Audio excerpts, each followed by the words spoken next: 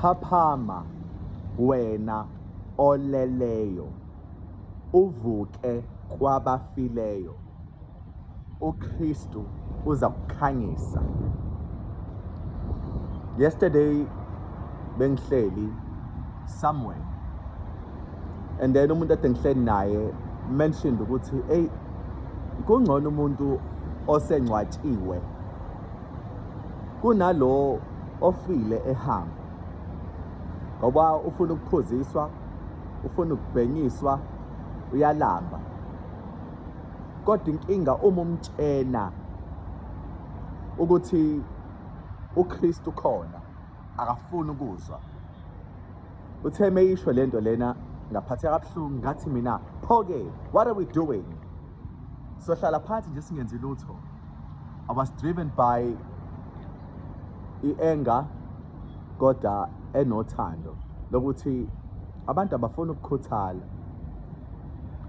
Abantu la bahlukumezeka, baboshiwe, abanye bathwetshuliwe, abanye bacindezelwe, bantshontshelwe izinto zabo, impilo zabo zibuhlungu.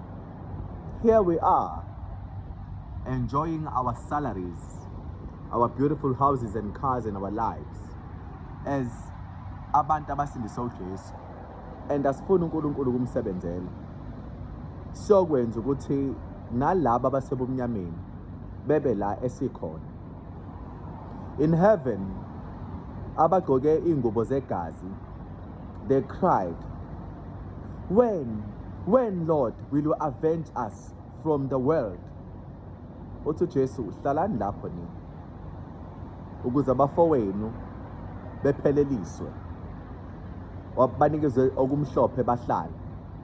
I'm trying to say uJesu akafuni sihlale phansi singenzi lutho, ufuna siyolanda abantu.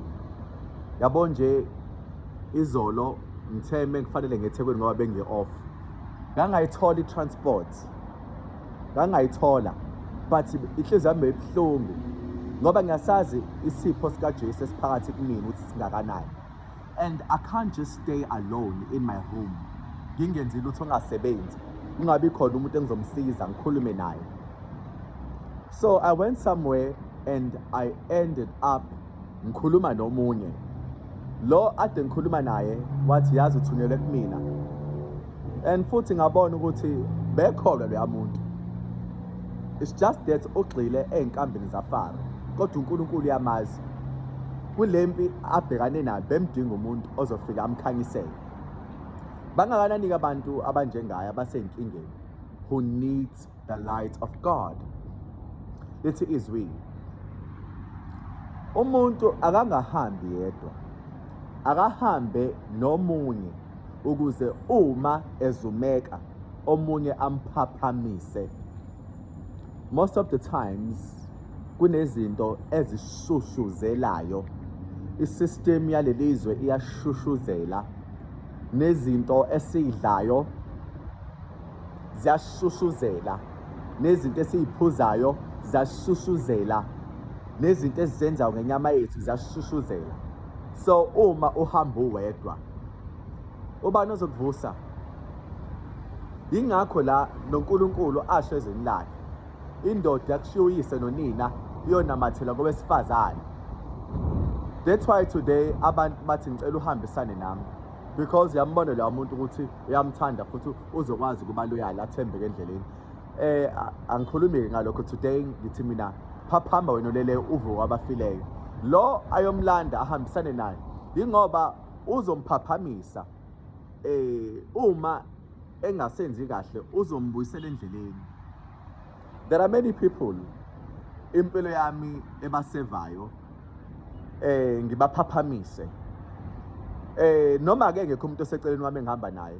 uNkulunkulu wenza sure ukuthi uyangiphaphamisa, uyangigcwalisa ngezibonakaliso, ngezinto zakhe, and I'm sure ingilosi yami ngasonke isikhathi uNkulunkulu uhlezi eyithuma ukuthi ayikunikeze lokho engikudingayo precisely at that moment uma ngidinga something from uNkulunkulu, because uNkulunkulu knows ukuthi if these people asebe away ngeministry angiphathise yona does not actually get lokhu, ngeke bekwazi ukusizakala lapha nalaphaya. Angizami ukuyiphakamisa, but lo engikushoyo that goes for any believer eseva abantu abaningi. uNkulunkulu wenza sure ukuthi he transports wisdom, provision or anything that needs be ukuze labo bantu bezokwazi ukusizakala. I once had very generous people. I can mention two. Ebebe bahle empilweni yami in helping me. Kodwa labantu as much as bebe bahle bebe sebumnyameni, ngitheme ngena la kuKristu ngabona ukuthi uJesu he manages izimvu zakhe himself. He is our provider. Ngiqonda ukuthi as much as these two were very generous, bebenginikeza izinto engizoyidinga ekuhambeni la hamba lasebumnyameni. But ngala uJesu uyena owenza sure ukuthi angilali, owenza sure ukuthi akwenzeki lutho okuzongiphazamisa. Ngiqonda ukuthi uNkulunkulu akalali, akozeli. Isihlalo sakho sobukhosi, i-judgment ihlezi yenziwe ubusuku nemini. Abukho ubusuku uNkulunkulu, abukho ubumnyama, akalambi, akazeli. He is always awake. Ubona konke okwenzekalayo la emhlabeni. Okusho ukuthi uma esitshena thina ukuthi asiphaphame thina silele. Okay. Uma ngabe umuntu elele, kuningi abantu abangaleli abakwenzayo angakuboni, especially uma engenawo umoya ongcwele. Noma elele kunezinto angekayibone abantu ezokuganga abazenzayo. Ngaphandle uma enomoya ongcwele, umoya ongcwele amvezele this is what is happening right now, amphaphamisa mase yakhuleka. But uma engenayo umoya ongcwele, what usually happens is lo muntu lo kuningi oku-unfair abakwenza empilweni yakhe to sabotage him or her. Yingakho la izwi limkhuza lo lithi akaphaphame. Ukuthi awuna matric akusho lutho, ukuthi awuna degree akusho lutho, ukuthi awusebenzi akusho lutho, ukuthi awuna abazali akusho lutho, ukuthi awuna umuntu oshade naye akusho lutho. Uthi uJesu phaphama wena leleyo, mase uthola uKristu akukhanyise. I'm not shaming anyone, but ngi-aware I have a light so great. Uma ngabe umuntu ephethe isicoco sakhe noma yikubhla eyakhona, uma ngibavezele sami isicoco esiuJesu, okokuqala abantu bazobona ukuthi lo akayigqamisa ukuthi ufundile, akayigqamisa ukuthi ungcono kunathi, kodwa uqhakambisa igama likaJesu. What would people do? Bazothi labo bantu nangumuntu, he or she is humble ngoba ukhuluma ngoJesu, uyasifundisa, uyasisiza, usebenza kahle lo muntu ngoba kancane kancane akakhulumi ngaye, ukhuluma ngoJesu. Iyona into efunakalayo ke le ukuthi ukhulume ngoJesu. Uma ngabe uwenza imizekelo, make sure ukuthi wenza imizekelo engeke ibalimaza abanye, futhi wenza imizekelo ngawe, futhi wenza imizekelo ngento ezonikeza umqondo, lo mqondo lo ufundisa ngawo, ukuze abantu ngempela bebone isambulo sakho ukuthi uNkulunkulu ungivulele ini, ukuze bekwazi ukufunda nokuthi receive it, nokuthi grasp it, because abantu abafani, abanye basheshe ukubamba, abanye basheshe ukubamba. Ngale nkathi ubakhanyisela, abanye basheshe ukuzwa, abanye baphuza ukuzwa. So you must be aware ukuthi ukhuluma kubantu abaningi. So uNkulunkulu ke la akafuni silale. Abantu abalele ibaphi? Abantu abalele are those people abangekho kuKristu. Are those people who are active in sin. Are those people who have not repented, who follow the ways of this world. Balele labo bantu. Balele uNkulunkulu ngoba uNkulunkulu akababoni be-active ngakuyena. uNkulunkulu needs to see you entandweni yakhe being active. Ngale nkathi uNkulunkulu ekubona ukuyena kuningi okuhle akwenzela kona. nangokumzekelo ngithe ngingakobika uKristu ngisahambe bomnyameni beziningi izinto zami usathana beyintshontsha engiqhatha nabantu futhi ke ngingasho ukuthi igazi lami beningagijimi ngamanye amazwi bengumuntu nje onegazi elinqumela abantu abangamuswa nje kahle ngithe kodwa ke sengila kuJesu uJesu wangigonetha wangithanda ngagcina sengilapheka internal wounds and spiritual wounds bekuba khona ama-past traumas engiba nawo ngiphaphama ebusuku ngingalaleki noma during the day ngime ngicabange ngijule ngiqwashe ngizoba ubuhlungu ngenxa yala engadlulanga kahle khona uNkulunkulu wangijova ngomjovo wakhe wasezulwini uma lokhu sekufika umoya engcwele uthi umuntu wami ngiyakuthanda usukile lapha awusekho therefore nawe follow uJesu each time uMosathane ebuyisa my deepest fears uNkulunkulu yakurebuka by ukungikhombisa uthando so you see the difference is uma usebumnyameni there are many things ezibhlungu ezenzeka kuwena ngoba usukulele uSathane untshontsha kakhulu mase enza impilo yakho ibe ugwadule ukuze mzukwana uphaphama ibe nzima kakhulu which is why today there are many people abathi yafana nje ukusindiswa nongasindiswa kuyafana buka ngikuJesu kodwa manje angisebenzi anginalutho ngilambile impilo yami yabheda he or she is forgetting ukuthi while she was busy or he was busy in the darkness now uSathane busy embulalela ifuture yakhe busy embulalela izinto zakhe now you must also understand ukuthi uJesu wathi I am the way, the truth, and the life. No one comes to my Father except by me. uJesu la uthi noma ngabe uSathane wenzeni empilweni yakho kodwa indlela ngizoyiveza.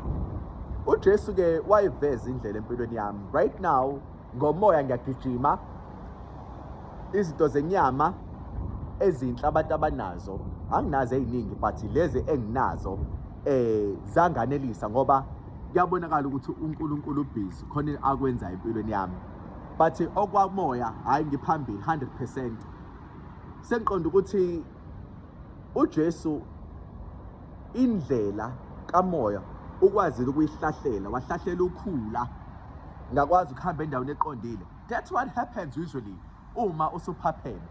uNkulunkulu uthatha izitha zakho athatha ababi ababeke le entshonalanga akuthathe wena akubeke laekusempumalanga khona and mase enza ukuthi uhambe endaweni la khona kungekho izinto ezokuphazamisa la khona kungekho okuzoba nzima for you. uNkulunkulu ukwenza lokho uma ngabe ukwazi ukubekezela endleleni wahamba ngoba the more uyaphambili is the more kubalula, the more uqala is the more kunzima, the more uqhubeka upersista kuya ngokuya ube lula ngoba awugcini ngokuhamba ugcina usundiza. Ngiqonde ukuthi njengoba uNkulunkulu ekunikeza this freedom, this peace, ingoba he did mention, he said you are more than a conqueror. Those who conquers will sit with me in my throne. Ngempela uJesu uqinisile. Njengoba lana ethi phaphama, ingoba ufuna ukuzosebenza ngawe. Ufuna uJesu ukubukwa ngawe asebenzisa inyama yakho. I always say ngalenkathi uNkulunkulu ekuwena izinto we experience first hand. Akubuke for example, this is a miracle. Ngeke uSathane amvumele umuntu okhuluma kanje ngami la. Ngiyazi amvumele. Ingakho ekutshontsha lokhu uSathane le wisdom yasezulwini. Kodwa buka uNkulunkulu unimisela umuntu okhuluma kanje ngami free of charge without ukunibalisela ukuthi aninginikeleli anifaki ku-bank account yami imali, though uNkulunkulu enibusisa. I never said that, and ekho umuntu angibamba noma angimangalele uNkulunkulu ngalokho, ngoba ngiyazi ukuthi this gift was freely given, so it shall bless others so freely, ukuze nabanye bethi receive the blessing freely without ukuba condemned, without ukublackmailwa. Ngoba phela uma ubona uNkulunkulu ubona uthando, uNkulunkulu ila ukhululeka kuyena. So igift yakho uma uyipha abantu, iseva kubantu without ukublackmail abantu, that is where people see God. Ngale nkathi uNkulunkulu esekusebenzisa ingoba usuke sewuqalile umsebenzi empilweni yakho. For example, uJona had to see uNkulunkulu kuqala. He had to see uNkulunkulu kuqala ukuze bezokwazi ukusizakala. uNkulunkulu waqala wamlungisa. Uma emlungisa uNkulunkulu benzela ukuthi abone umusa before aye eNiniva. Ngale nkathi eNiniva uNkulunkulu wayefuna ukusebenza kuyena ukuze laphayana eNiniva.